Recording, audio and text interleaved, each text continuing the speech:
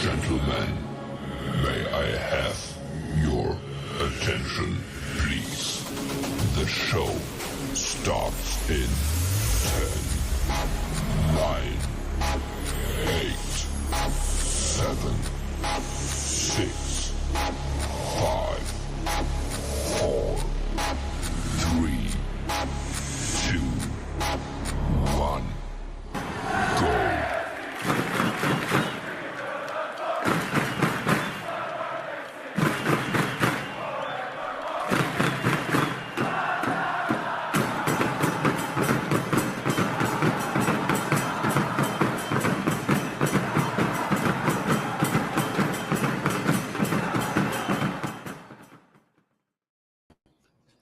What is up, and welcome to a special episode of the Voice of the Black and Gold. We're doing it here on a Sunday because why not, right? We've had the Club World Cup.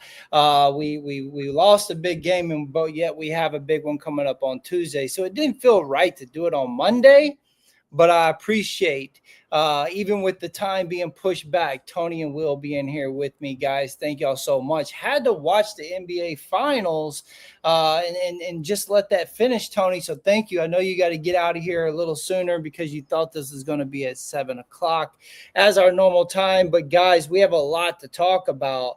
LAFC in the World Cup, in the Club World Cup. Tony, you were there at the Chelsea game, and we play EST and just completely lay a goose egg. What's up, Tony? Thanks for being here with me for the first time at Voice of the Black and Gold.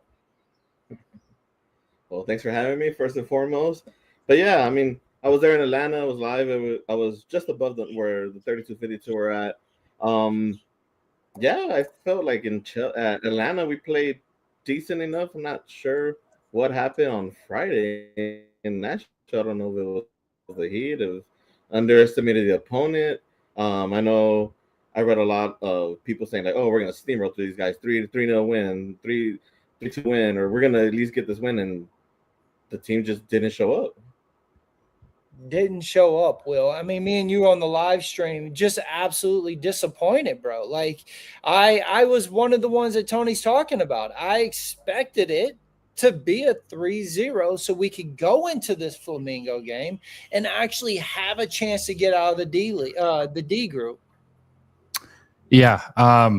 Just thinking back about the game, this was one of the, I got a lot of flack on our video or post game saying that ES Tunis was one of the worst teams in the entire tournament, which they're a historic team from Africa, but man, we're talking resources. It doesn't even compare. And LAFC just gave up on that game. They played really well for like 20 minutes, the first 20 to 25 minutes, and then they just completely collapsed. And, there's just so many questions about what's wrong with this team right now. And, the two biggest people that are responsible for this loss is Denny Bouanga and Steve Cherundolo. I think both of them have came up short time and time again, especially in big games. Both of them have. And it just really puts things into perspective of like what they need to do this summer if they want to have any chance of bouncing back after this. I mean, let's be honest, guys. It's an embarrassing performance. They've been the worst team of any MLS team in this tournament, and they shouldn't have been. Isn't that crazy how we go from giving them so much credit for what they did against Chelsea and then turn around and have all these choice words that we're saying? And I also got really some flack on some of the posts I put because I agreed. I blamed a lot of this on Dolo. I've been blaming Dolo a lot this year.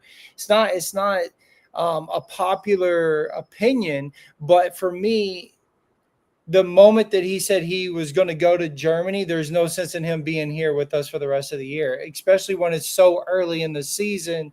It almost doesn't feel inspiring, right? But then you've seen things change, and this team went on a 9-game winless streak, Tony. So you feel like, well, what has changed? Like, why are we now winning all these games and we play so well against Chelsea, but then lay an egg against ES Tunis? Like, it doesn't quite make sense. And there is some truth to Bouanga. And I am a Bouanga fan, Tony. You know that from our group chat. I've been the biggest fan of Bouanga, but he doesn't show up in the big games. And a lot of people say, well, Nick, we're expecting him to do it all. Like, we put all the pressure on Carlos Vela, but that's the role that he's in, Tony. So is it Bouanga's fault, or is it the team around him don't give him enough? I think it's the team around him. I think we can't all rely just on one player. If we see the style of play, it's always Bouanga out to the left, near the touchline. We give him the ball, try to make him run, and try to outrun whoever the defender is, which I feel that all the MLS teams already know, and they already know to have 2 or 3 defenders on them at all time, where, yeah, when it doesn't come through, it looks nice, but we can't play like that. We can't rely on him to just pull something out of his ass every now and then, and then, for him to score all the time. He needs players around him. He needs a playmaker. He needs a number 10. And I've said that we need a solid number 10. Tony has been saying that for a long time, Will. LAFC is missing a 10. You talked about that we need a striker. This is something that you really think that we need to be searching for. A lot of people, Mr. was like, I think you guys have relied on Giroud so much, especially having him paired up with Griezmann. And all these are honest takes, right? Like, we know LAFC has not had a striker for the number of years that we've been a club. Like, we've asked for that for a long time, and it seems like we're always at one person short that we're saying, well, if this person had this, we did it with Vela, bro. We literally did. There was times that LAFC was called Vela FC, and now it's Bouanga FC. But you can't win multiple games, especially at this type of, at this level that we're looking at the Club World Cup with just one person, Will. Well, I would respectfully push back on the Bouanga thing, because he's had big disappointing matches throughout his career with LAFC, even when they had more talent. He has been known to disappear when they need him most. And when you're a DP, you're supposed to be the guy that everybody can lean on to come through, to take that step, to be the guy who shines in big moments. And could he use more help right now? Is this the weakest LAFC team they've had in a couple of years? It is, for sure. I won't disagree with that. There's not a lot of talent around him, is what there has been even last year, right? But when you're the guy, you're supposed to make everyone around you better. And I don't think we can honestly say Denis Bouanga has done that, especially in this tournament. He has honestly, a team like ES Tunis, he should have been eating. I don't think ES Tunis is any better than any decent MLS team. They're probably about the same, maybe even a little bit worse. He should have been, I honestly think he should have had a goal or two in that game. Honest to God, he should have had a goal or two in the game. Now, Chelsea, obviously we know Chelsea's the 4th best team in the Premier League. Huge salary, big budget, spends a lot on players. If he has a bad game against them, okay, that's understandable. Look at the competition he's playing. But what he did on Saturday, or not Saturday, what day was Sunday? Sunday, Friday. Sorry, my days, dude. I'm so scatterbrained. My days are bleeding together. Either way, that penalty he missed perfectly exemplifies how bad he has been in this current run. So the pushback that I had on that, though, is look what he did for the Club America game, which he's the only reason that we made it into that competition in the first place, right? We got to give him that. He definitely showed up for that. But to your point, we didn't see nothing from the Chelsea game, and definitely didn't see anything from the Tunis game. Well, I would say this too. He did play well at the end of the Club America game to help send him through, but it was all for nothing because when it came to this moment, there are all these people around the world who have never heard of LAFC, didn't know who Denny Bouanga is, didn't know anything about LAFC. Their first time watching them is seeing what we've seen. It hasn't been good enough. And I'm not going to blame him completely because it's not all on him. I think Dolo deserves a lot of flack too because we talked about this. When a coach announces he's leaving, why the hell is he still here? You know, your lame duck coach, what is that going to do?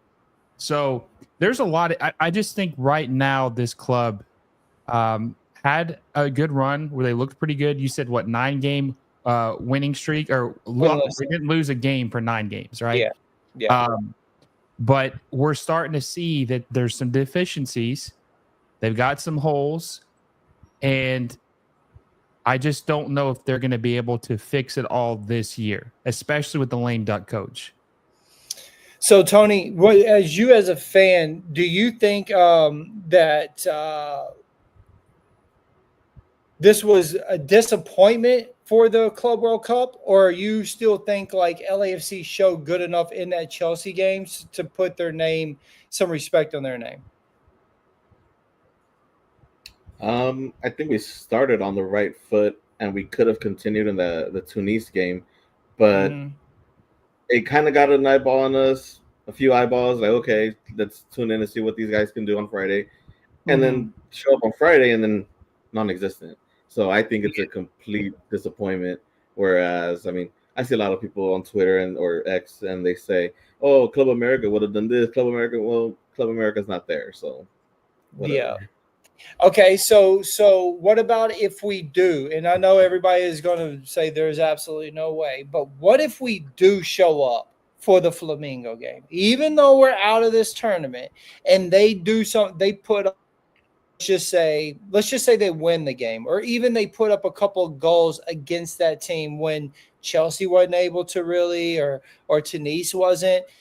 Does that change the way that you feel about this tournament? Does that actually put them back on the, okay, this was worth it, people see what LAFC can do? I think it could help MLS overall, where people might want to tune in, but I don't think it's going to make any difference. And no, what about you, Will? Where are you at on that for if they go in and they really have a great showing against Flamengo? Yeah, Flamengo hasn't lost a game in this tournament, so they're the first seed. They've already locked it up. I don't even know if they're going to play anybody in this game. I don't really know if they're going to take this game serious. They've got locked up the first place. Chelsea, even if Chelsea wins against, oh God, who's the other team that they're playing in the group? Tunis. That's right. Tunis. Yes, if they beat Tunis, it doesn't even matter. They get the head-to-head with Chelsea. Flamengo is the number 1 team in the group now. They've locked it in. So I don't think this game really matters to them. So I don't even know who they're going to play. Even if LAFC win, I mean, honestly, LAFC, it's kind of a lose-lose. I think it is, because if they do what we saw before, then, you know, we're going to feel a certain type of way. But even if they do good, it's like, okay, well, where the hell was this the last 2 games? Why didn't you do this when it mattered, when you guys had a chance to make it out of the group stage? You know? So I don't know. I think that they really need to. So let me ask you guys now. Go ahead. Go ahead, Tony. So if we win, this, say Bouanga now shows up and Giroud shows up, and let's say Bouanga has a 2 goals, 2 assists game. Does that change anything on how you feel about him? So for me, I think that as I said, I'm a Giroud fan. So I want Giroud to do good to sort of prove people wrong. And I think it would be a big deal for Bouanga to score. I honestly do. I think it would be a big deal. I think it would change a lot of how people feel. But again, to Will's point, I see where he's coming from, because at this point now it's not considered a big game. And that's where people say that Bouanga falls short, is that he just doesn't do it in the big games. And, you know, there's truth to that. When it was on the line, nothing happened. And then when now it's not on the line, all of a sudden you show up and you play well against Flamengo. So for him for the rest of the season, I think it's very important that he gets goals, bro. I do. I think it's very important to get his confidence back, because you've seen what he posted on Instagram, that he's not going to go out there and say sorry. He's going to let his actions speak for it. So it means he's seeing the comments. He's feeling it, and he's feeling his type of way, but he's not going to go and apologize. He's going to show it on the pitch. So for me, I think it's very important for the player to do something good in this tournament, regardless if it matters or not. And that's what I hope. And for the Giroud thing, I want to see him score goals just to show people that I'm telling you, dude, if he was to go back to Serie A right now, he's scoring goals. And I want him to do it with LAFC. Will, where are you at on that? Do you think it would change people's opinions about Giroud and the Bouangas if he does do something spectacular, or even help his confidence for the rest of the season? No, I think the ship sailed. Like I said, it's a lose-lose, because if he does well now, then everybody's going to say, where was this at when we needed you? And if he does bad, then everybody's going to keep piling on and saying, you're not showing up. He said that he's going to let his actions speak for his redemption, right? I'm going to let my actions do the talking. What if he shits the bed again? Yeah, is that you know what I'm saying? Like, he says, I'm going to let my play do the speaking. Yeah. Okay, well, if you don't play good again, then are you saying that what are you trying to say then? I don't care. Yeah, that wouldn't be good. And also for that post, I want him to go out and do something just amazing, right? Like, I want him to put someone just completely on the ropes, make some complete Galazzo style goal where everybody is just replaying it, and it just helps his confidence, because we as LAFC fans need that for the rest of the year, because it's a slippery slope to lose a game like this for the season, also for the camaraderie of the team, for the feeling in the locker room to say, hey, look, we might have messed this tournament up, but we got plenty of games left. We can still make a real run for the MLS Cup. Let's do it. And I don't want that to slip away, because ultimately that's what we're doing. Although this was a big deal. This tournament, there's no bigger tournament for us, right? LAFC had the possession for the majority of the possession for 60%. LAFC had 13 shots, only 5 on target. And that is where the problem becomes. You can't only have 13 shots in a game, but then only have 5 of 13 on target. That is a horrible stat for us to have. And I think we need more production from everyone. As Tony said, it's not just Bouanga. Martinez did not show up so much that he got pulled at the half, Tony. He just didn't look like he was up for the game either. Yeah, I don't know what's up with David Martinez. I have high hopes for him. I really feel it's another maybe Brian Rodriguez situation, Christian Oliveira, where he's gonna let his ego get in the way and ruin his career early before he even really blossoms. Because the kid has talent, he can do it. He just doesn't hustle. There's sometimes the ball's just kind of rolling past him. They give him a through ball. He sees that maybe he won't make it. He won't even try it. Like, bro, go for the ball. I seen Giroud lose the ball, and you see him trying to sprint back, trying to win that ball back. Martinez won't. Martinez will just stand there and just be like, oh well, I guess I'll start walking back now. Will, it's funny because when you ask people, like, after all this, a lot of fans have reactions. I mean, I just posted one up here that says this is going to be hard for a recovery as a team, and as fan, embarrassing for every angle you look at it. And this is how most LAFC fans are seeing it.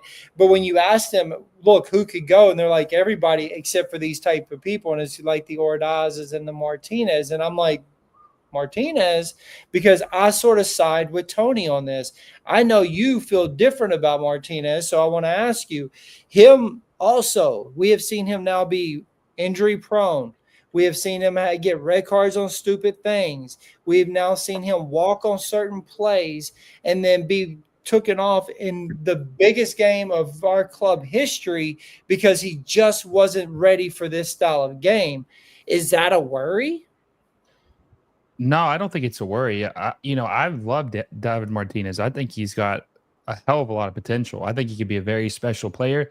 I just think he's lazy sometimes. And I think that that's kind of what Tony was saying. When you're lazy and you're not really into it, that's when you make mistakes or you make stupid plays because your head's not in the right space.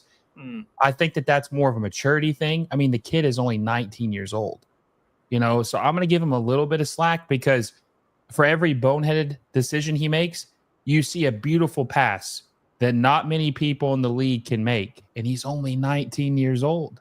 You see a little bit of a flash of maybe a young Carlos Vela. He's not the scorer Carlos Vela is. Let's put that out there right away. But when you see the playmaking ability, the passing, you see the talent, what he could possibly be. It's just way too early to give up on him. But he's got to you got to start seeing some improvement, better decision making. He's got to be smarter with these fouls. He's got to be smarter with these fouls. There's some good pieces to this team, and there was even a rumor today, which is a little weird, about you guys potentially signing this goalkeeper. That was interesting because obviously Hugo still has the rest of the season.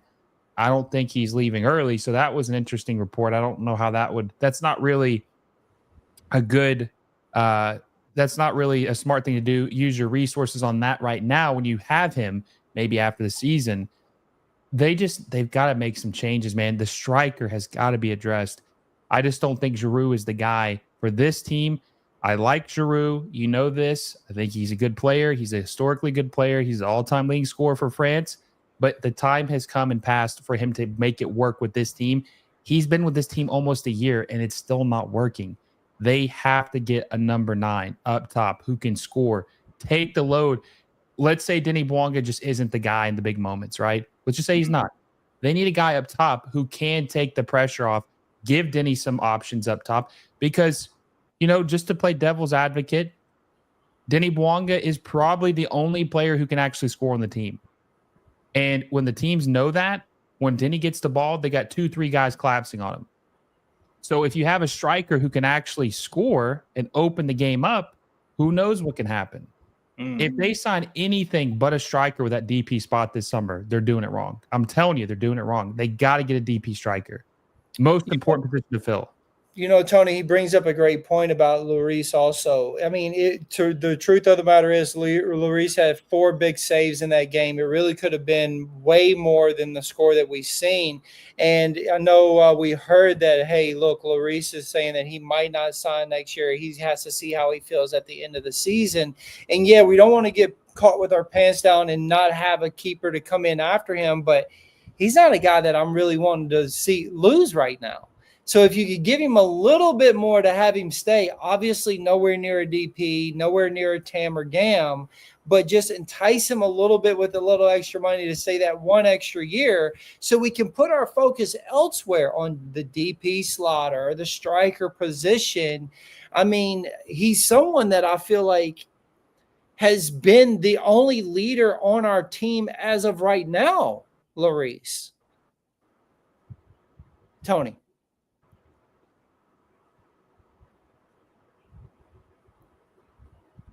Tony? Nope. Oh, sorry. I was because it froze a little. No, with Lloris, I think he'll stay or he can stay if he sees that the 10 players in front of him are a decent group that will give them their all. If he sees like, okay, these guys are fighting, these guys want to win, these guys are hungry, these guys, the youngsters, they want to learn, then let's be honest, he doesn't need the money. He doesn't need to be on a max TAM deal or a high GAM deal or anything like that. He can sign maybe a minimum or whatever, the logistics of that is. And he can stay and maybe still even help out with – I'm big on David Ochoa. I really think he could be our guy next year or within 2 years. I mean, he was really solid when we played him against RSL. He was a wall. I know when Carlos scored that goal, it was phenomenal. Like, he even couldn't believe it. So I think David Ochoa could be the guy next to step up. I don't think we need to sign someone else. But Lloris, I believe he can stay if he sees that the guys in front of him want to fight. I love what he said right there because it is true. Ochoa is a person that could learn from Hugo. Why I'm with both of you. Why bring in someone else and have a link to another goalkeeper? I don't quite get it, Will. I'm with you on that. But Lloris saved LAFC from really getting blown out. And that is crazy to think. After that, then you try to go and get now this German goalkeeper. Will I personally just don't get it, man. I'm like you. I don't quite understand it. You know what I mean? I wanted to talk to you too both about the midfield because I posted this thing about the midfield and how great they've been together. Igor, Tillman, and Delgado. But Will, Delgado was completely missing this game. Yeah, he was. But can I touch on one more thing too before we move on to midfield? I think this needs to be said, right? And we touched on it a little bit at the beginning of the episode. I am neutral, right? I'm not a fan of LAFC. I just cover the league, but I wanted to see every single team do well in this tournament because it makes the league look better. It's more respected. It helps the league move forward, right? But we got to have an honest talk about LAFC. They had, I think, arguably the easiest group of all three MLS teams to advance. No, they had the second. I don't think so. Really? I don't think so. I don't think so. No, I don't think so. I think Miami had the easiest, bro. No, man. Palmeiras is the best team in Brazil. Porto is pretty good. And then Al Ahly is the best team in Africa. You guys are playing the second best team in Africa. I think you guys definitely should have been competing for it. I'm not saying that any team should have made it out. I'm just saying you guys had the best chance of making it out. Okay? I can't fight that. I can't argue that. And here's the thing. This is another thing we haven't even touched on that's very important. Seattle played in a group with PSG, Botafogo, and Atletico Madrid and have scored more goals than you guys have. Yeah. They scored against Atletico, who is a top 10 club in the world. They scored against Botafogo, who beat PSG 1-0. PSG didn't even score on them. They scored a goal on them. You guys are 0 for 0 on any goals in the first two legs or first two games. It's true. That is, I mean, that is catastrophic. Like, this is a big deal. We can't just sweep that under the rug and say, you know what, guys, hey, it is what it is. The teams are better. Like, that is a huge red flag to be the worst of. Look, someone's got to be the worst of the MLS teams. You don't want it to be you. You don't want it to be you over a Seattle team who has no attacking talent. Like, you guys think you don't have any attacking talent. They don't have any attacking talent, and they were able to score 2 goals. No, for sure. I definitely didn't think LAFC wasn't going to score, and Seattle was. That, to your point, I definitely did not expect that, not even a little bit. Right. You guys are right. You know what I mean? Not even a little bit. But let's talk about the midfield, though. The midfield, yes. Yeah, because again, I went through their stats and it was pretty decent, bro. Like, our midfield has been really solid these last 9 games before this tournament. And Delgado is one of the ones leading the way. Like, he's had the most minutes out of the midfielders. He has the most accurate passes. He has been leading the way. Tillman is also right there, but Delgado had inched him out a little bit. But he absolutely gave us an egg come against Tunis. Yeah. I feel like maybe Markey just had an off game. I'm not too sure what was going on there. But, yeah, for the most part, those 3 in the midfield, they played pretty solid together, and how quickly they were able to get to know each other, figuring that Markey came in this year and so did Igor Jesus. Tillman was already with us, and the way that they were able to just glue together within like the first 2 games already, 2 to 3 games of the season, you seem like, oh, damn, we're going to have a solid midfield this year. Will, very true. Yeah, I think if I had to rank the midfielders in these first 2 games, I think Igor Jesus has been clearly the best. I think he's been the most important player in the midfield, in my opinion. Tillman second, Delgado's third by a long shot. I think Delgado's been very disappointing. I don't know what's gotten into him because, like you said, I thought he had adjusted to LAFC really well. But after that game against the Galaxy, it kind of like, when they messed with his head, it kind of like, that's when I think his bad spell really started, or where he started to not play as well as he had. I think that BS, and I'm talking from an LAFC perspective. I don't really care, but if you're talking about from your guys' perspective, what the Galaxy did to him, playing with his emotions, sending it, giving him the ring and recording it. After that happened, it's been downhill. He has not been playing as well. It's like he hasn't recovered. So they got to figure that out. They've been rumored with a midfielder, like a DP midfielder from Brazil. I can't remember his name off the top of my head. We'll see if maybe that could be a Delgado replacement. But the midfield has been solid. Honestly, everybody's been playing well except the attackers. The midfield has been pretty good. I have no complaints about the midfield outside of Delgado. I thought Igor Jesus and Tillman have played really, really well. Minus the giveaways we talked about, Nick, during the Chelsea game. There was like a 5-minute spell where they just kept giving the ball away. But other than that, they, if I had to give it a grade 1 through 10 is a group, I'd say they're probably like a 7 or an 8. I mean, I don't think it's been bad. I thought it's been pretty above average. Minus Delgado. Tony, I know you're going to have to get out of here in a minute, so I want to make sure we're good. Let's do it. Okay. Because I want to talk to you guys also because, look, we're sitting here talking about the team and all. And in the Chelsea game, we really bragged about the defense. I thought the defense played fantastic in the Chelsea game. It was a 2-0, but they still played solid soccer, dude. Like, it was really good. Long looked great. Segura looked great. Segura did not look good in this game. The defense had mishap after mishap. Hollingshead looked like he was just overwhelmed. How do you feel about the defense in this particular game, Tony?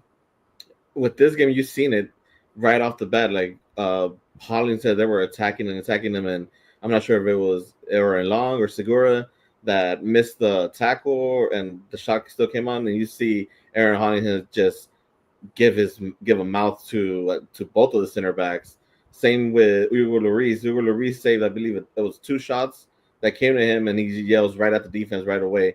Where it's like, okay, we had this good game. What's going on with you guys? It's not that you guys are barely knowing each other. You should know what was going on in front of you guys. But the defense for this game was just horrible. No, it was. It was absolutely horrible. And as I said, Hugo had 4 major saves for LAFC, and he didn't need that pressure.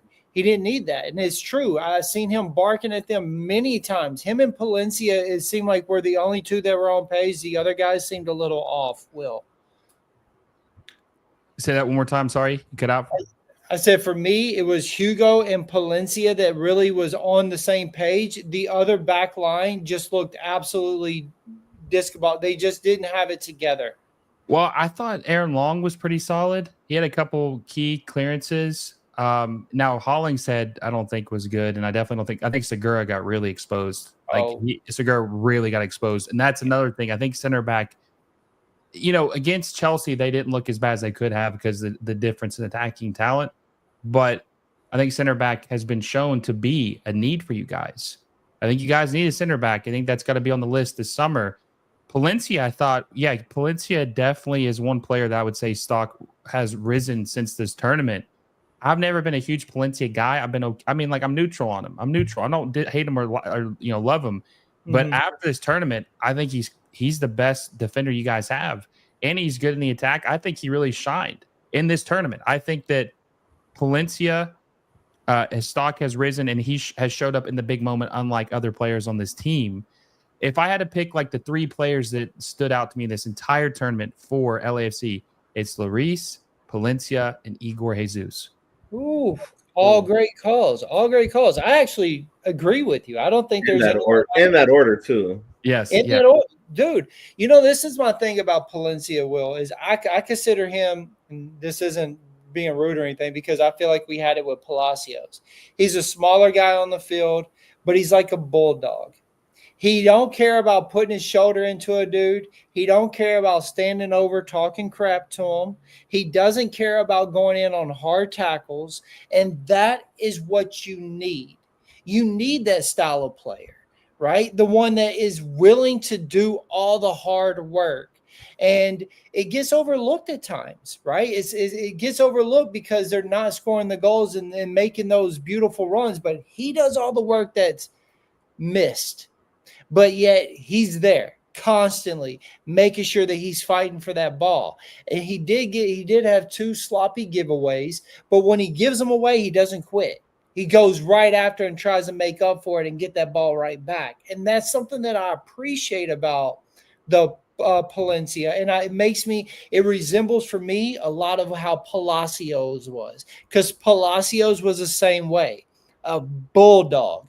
One guy that you just did not want to piss off on the team, and that's truthfully how I feel about Palencia.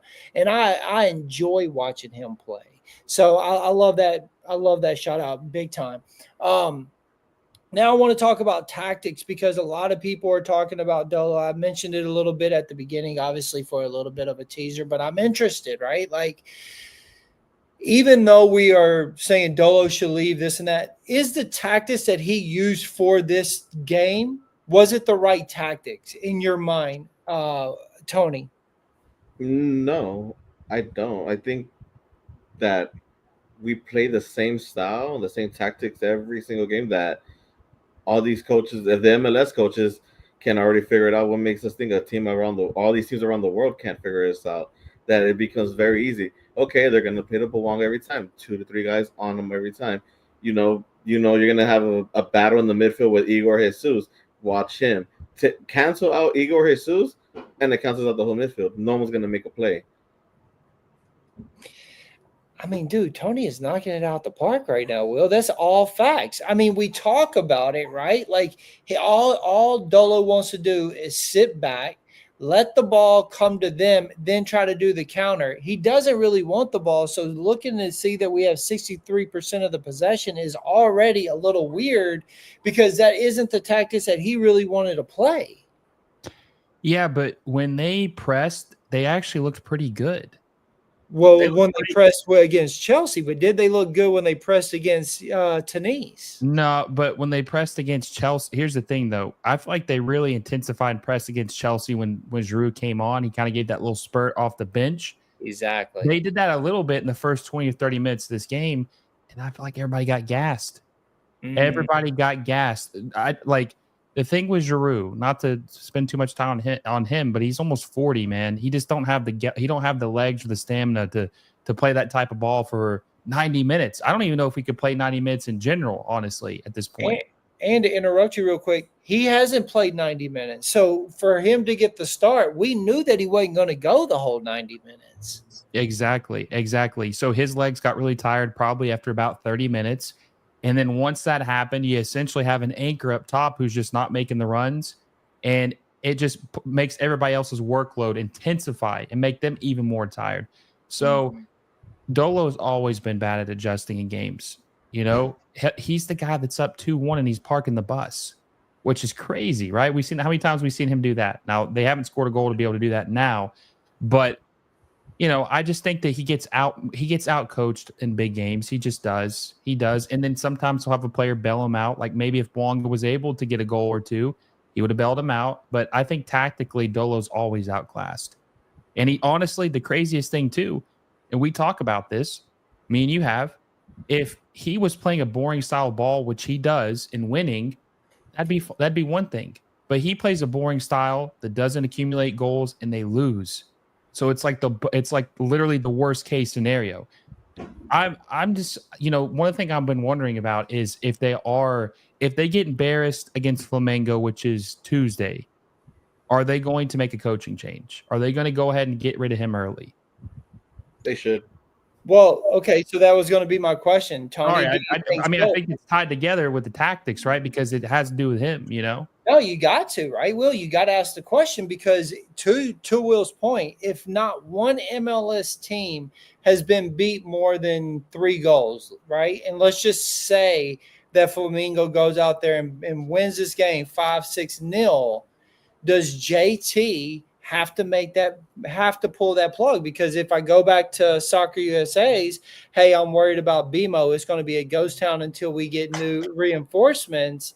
Well, listen, you've got to show that from that game to the time that we fly back to BMO Stadium and we're playing again, right, Tony? I mean, you got to show us fans some type of life to say, hey, look, you're already checked out. you're already going back to Germany. Let me use one of our assistant coaches until I can get this other coach in, just to give us fans some type of, this isn't acceptable. Right. And I feel, I mean, thanks, Dolo, for MLS Cup and the Open Cup and everything that you've done, but I think it's time to move on. I think Tuesday, after where the win, loss, or draw, no matter what, I think Wednesday, part of our history already. And just give the rest of the season to Ante.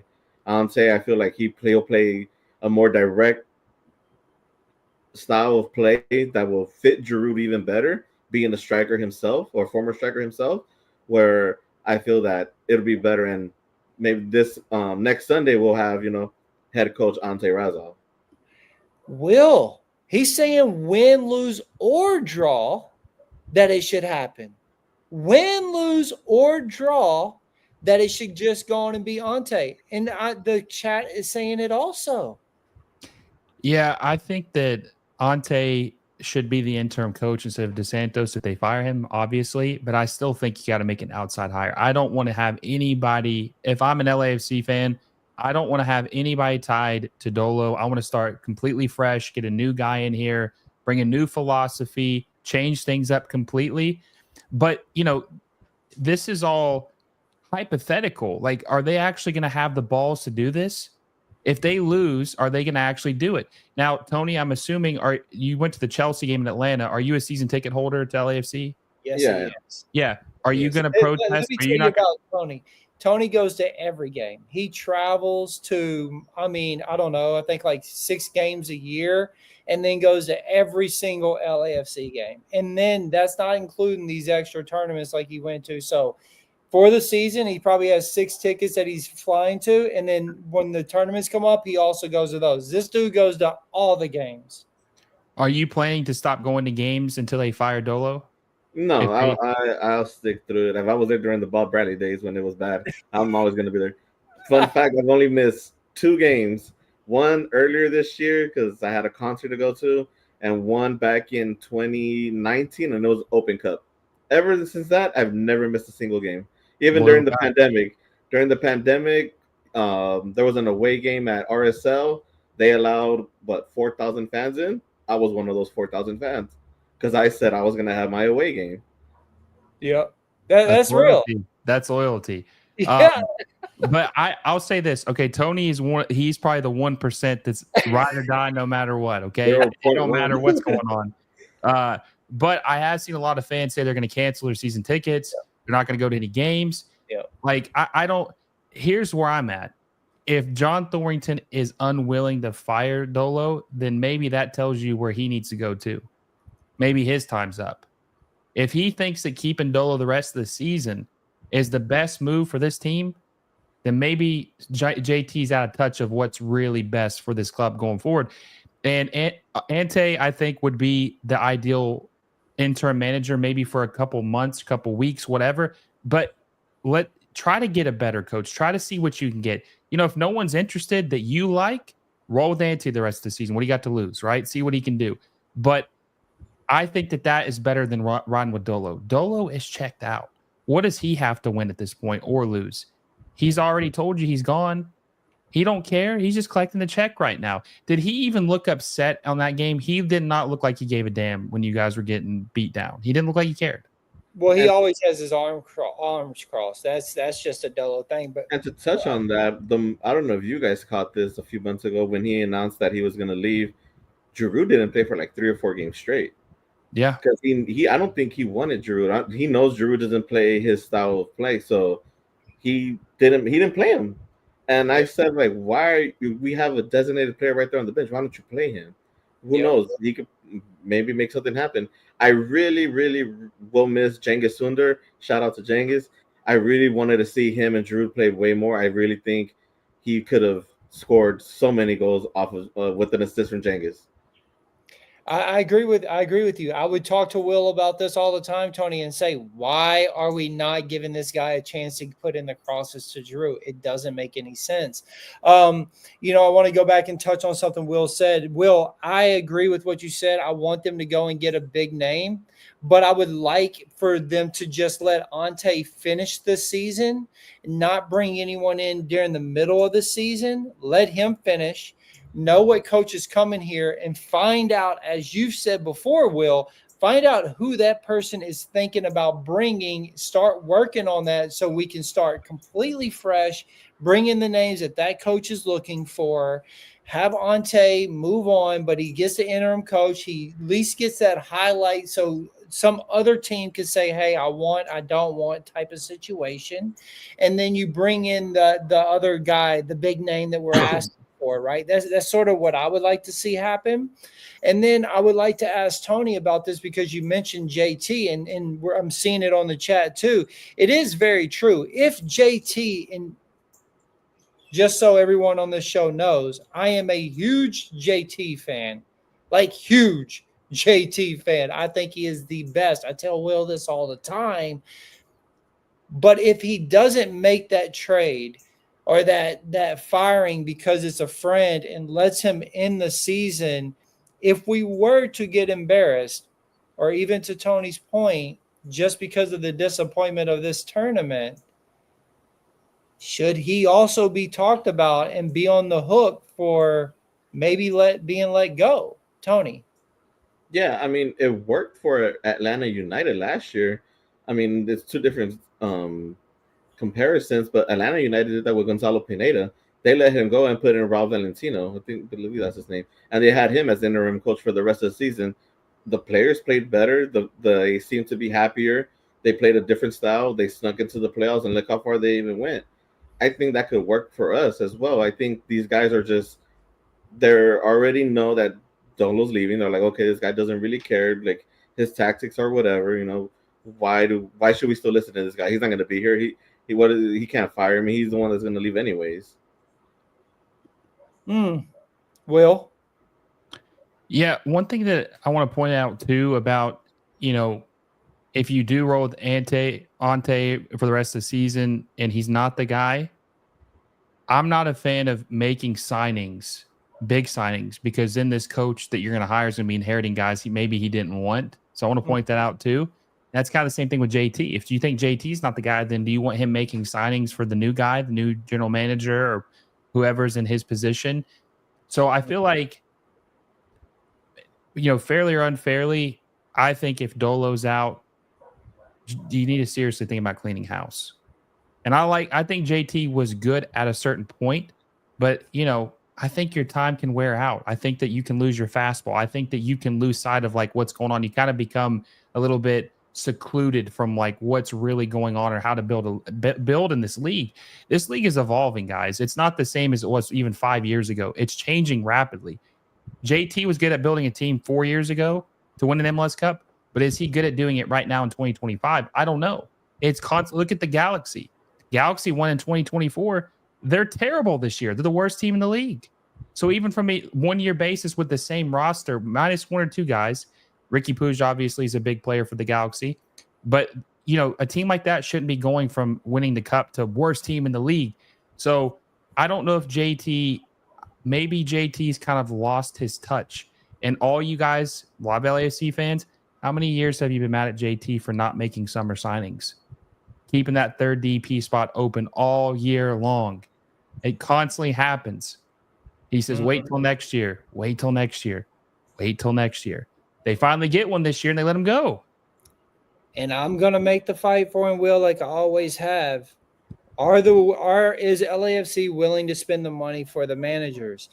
They weren't willing to spend the money for the player, Griezmann, when JT did all the work to get it there. As much as I have to blame some of the owners. We have so many owners, and they played it cheap. We could have had Griezmann, but they didn't want to pay the money. And so he did all the work that he was supposed to do to bring that big name here. Would have been the second biggest name here outside of Messi and then like a David Beckham. Griezmann is huge. That style name would have been ginormous. And they didn't want to do it because the owners wanted to play it cheap. So are they willing to pay for this big name manager that we're hoping that comes? Will. I that's going to be the interesting part to see where they go. I just hope they don't take the cheap route again, because I don't think Dolo deserved this job in the first place.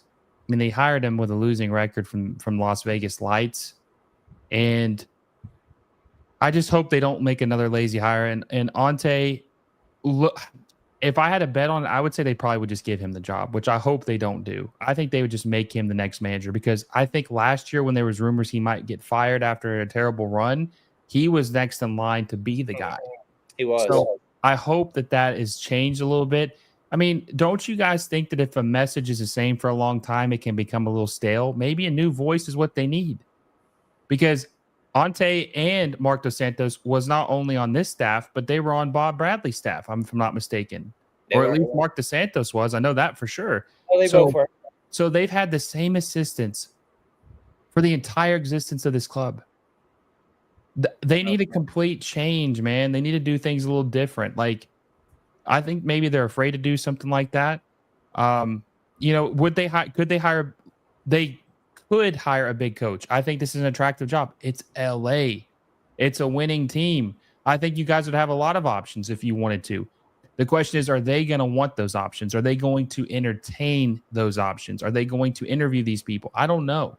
The last interview process was a sham. Dolo was the guy. I don't even know if they interviewed anybody else. I think they were just, the plan was Dolo was supposed to be the coach in waiting.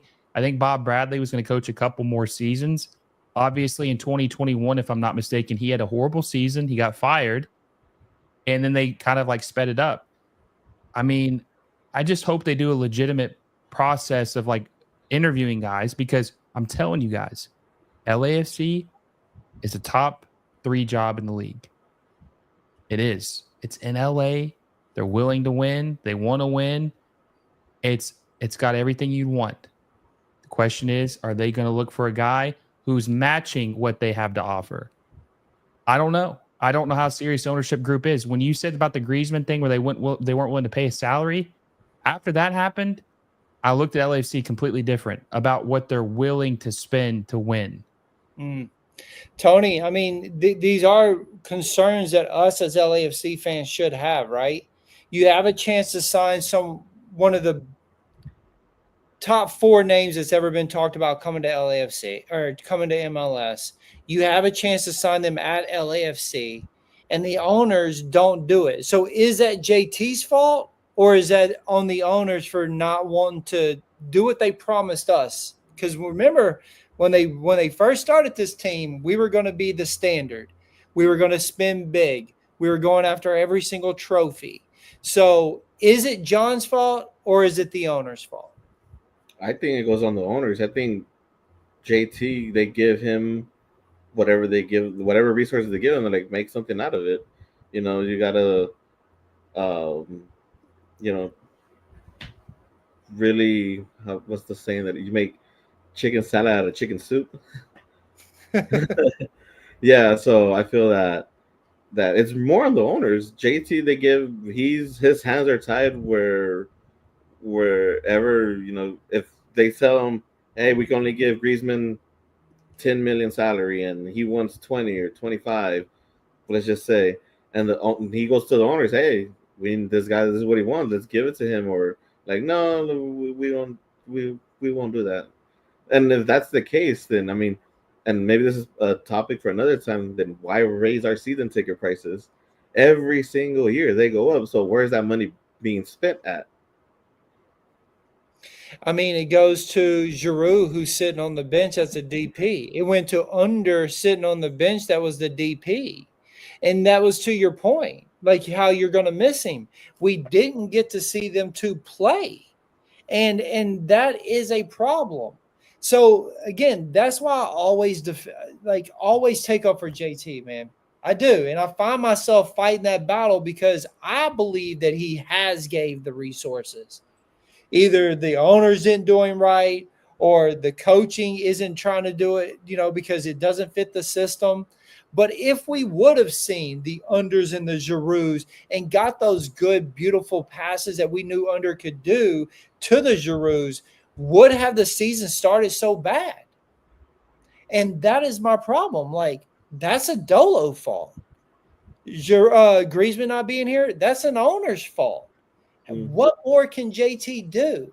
But then again, I see people's arguments. I see what they're saying. You don't hire friends. You don't fire them. Like, I get all that. And that is why JT's name keeps getting mentioned, because it is his friend. He did Bob Bradley right. He let Bob walk off on his own. He's trying to do Dolo right and let Dolo walk on his own. He doesn't want to make it like a thing. The whole thing with him and Vela has been weird, and he tried to do it as good as he can. But it always puts his name in people's mouth to say, what is JT doing? Or even to start having less, not that Will's down on him, but to say, well, 4 years ago, he did some really good stuff, but what has he done in the last 4 years? And these are my receipts of what he hadn't done. And they're not wrong. They're not. But for me, I can flip it and say, well, what about this? Because I'm so close. We follow everything with LAFC. So I have rebuttals for that. But I can understand why the majority of fans would say, hey, he didn't do this. He didn't get this across the line. He should be firing his friend. Even Will just said, Dolo had the worst coaching out of USL, and then we bring him into MLS, and then he gets inherited just a winning team, really.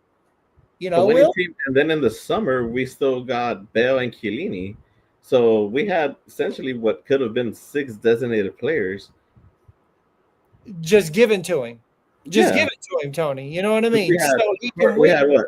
Carlos, Bale, Chiellini, Chicho, who wasn't a designated player, who is a designated player now, who I think I can speak for every LAFC fan. We all miss Chicho, and we all love Chicho. I'm a diehard Chicho fan. I have his jersey signed. I'm going to hang it up soon. That's one player that, when Will said earlier, we need to get a number 9, bring Chicho back. Everybody, I'm pretty sure that will fill those seats. The comment that said, oh, BMO is going to be a ghost town, people would show up for that. You're absolutely right, Will. You bring in Chicho, 100%, people will show up for that. Yeah, and where is the savvy business, like the savvy signings that he made, like he did back then, where he's getting Gareth Bale on a TAM deal, getting Giorgio Arango on a TAM deal? Where are these savvy signings at? Where are the dudes at like that? Where are these great signings? Kike Olivero, he was on a TAM deal, or maybe he was a U22 last year, but I just don't see that type of signings like they used to make, man. They just don't do it anymore. I don't know what's going on with this team, or why they do that, or why they're moving like that as an organization. See Chicho again. He's lagging right now. Oh, that's cool. I don't know what just happened. But I agree with you, Will, 100%. And the chat is going off right now, and you can see the anger within all the chat right now, right? And to be fair, everybody, all these LAFC fans, they have a reason to be angry, because these are true things of how we feel. Like, how did LAFC change so much? And I always mention this, right, Will? I always mention this. How did LAFC change so much from the Bob Bradley days, when we were promised that it wasn't going to change? Our tactics were not going to change. We were always going to be on the front foot. We were always going to be pressing. We were always going to be making teams feel uncomfortable. And then we bring in a guy that does complete opposite from that. And that is another excuse, another reason that people say Dolo dropped the ball on that, because he had always thought that Cherundolo was going to be the guy after Bob Bradley. Will?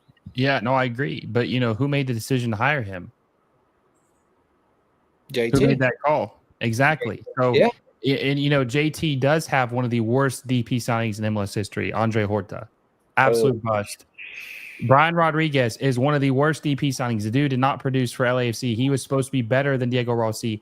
He doesn't hold Diego Rossi's jockstrap. Diego Rossi is way better than Brian Rodriguez ever was, especially for LAFC and past then too. Diego Rossi is, one of the best players in Major League Soccer right now for the Columbus Crew, a team that has a rivalry with you now, because all the big games you played against them. But Cincinnati went out and spent $18 million on a striker this offseason. Okay? $18 million. And then they went out and they paid Portland $13 million for Evander from, to get one of the best number 10s in the entire league. Where was LAFC? Why aren't they doing this? Why aren't they calling these teams who have great players and trying to get them to come to their team that has produced in the league? How is Cincinnati spending $30 million and LAFC is spending nothing? They're getting Under on a loan deal for 6 months. They're bargain hunting instead of actually spending like a big club.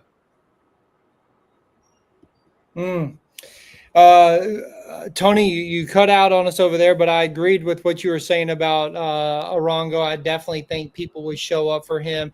And just to go back to what Will just said, I am a Diego Rossi fan, and I also believe that if LAFC would have said, hey, look, we want to go back after Diego Rossi, I think a lot of people would have been up for that also. Those are two guys that I feel like left LAFC way too early. Diego Rossi and Chicho Arango. And when we knew that they were going to come back to MLS, it would have been good to have either one of them join back to LAFC like we did Atuesta. When Atuesta came back, he wasn't the same player for us.